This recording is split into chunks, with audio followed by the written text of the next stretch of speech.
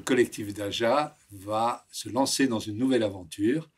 Et oui, nous allons créer notre web TV avec une nouvelle émission d'histoire que j'animerai une fois par mois et qui sera consacrée à l'histoire populaire. Alors,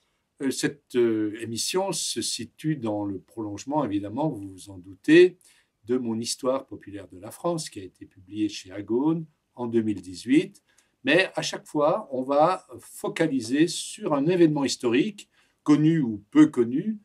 qui a eu lieu le mois où a lieu elle-même cette émission. On offrira également un regard décalé sur les grands personnages, leurs écrits, leurs comportements, leurs contradictions, de façon, vous voyez, à éclairer la complexité des relations de pouvoir, rapports de domination, mais aussi rapports de solidarité entre des individus qui font partie d'une même société.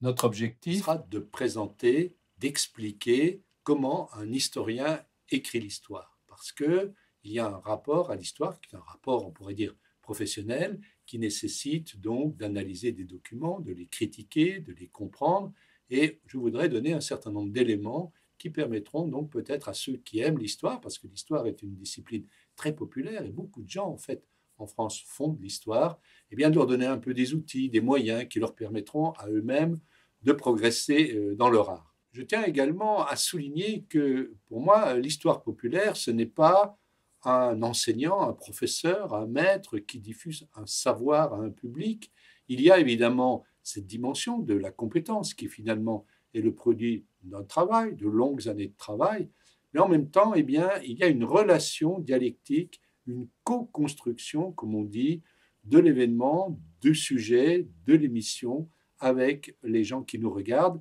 Et c'est pourquoi nous comptons beaucoup sur votre soutien pour nous donner votre avis et éventuellement nous faire part de vos critiques, évidemment dans un sens constructif, ou bien nous donner des idées, nous apporter des éléments, des documents qui nous permettront donc de pérenniser cette émission et de lui donner aussi une certaine ampleur.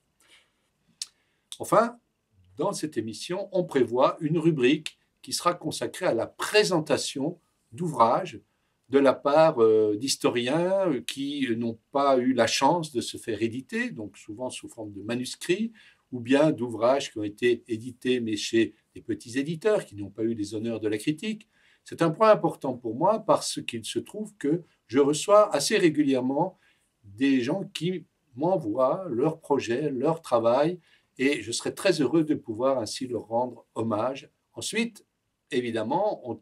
développera dans cette émission les liens que nous avons déjà noués depuis très longtemps avec les enseignants, les professeurs d'histoire-géographie, grâce à nos conférences gesticulées, grâce à nos spectacles qui mettent en scène des événements historiques, toujours dans une perspective, vous voyez, de transposer la connaissance historique dans des langages qui soient adaptés aux attentes de différents publics. Vous savez peut-être que nous avons créé notre propre maison d'édition, toute petite, toute modeste, mais qui existe et qui peut aussi, le cas échéant, accueillir certains de vos manuscrits s'ils sont dans la logique donc de notre travail.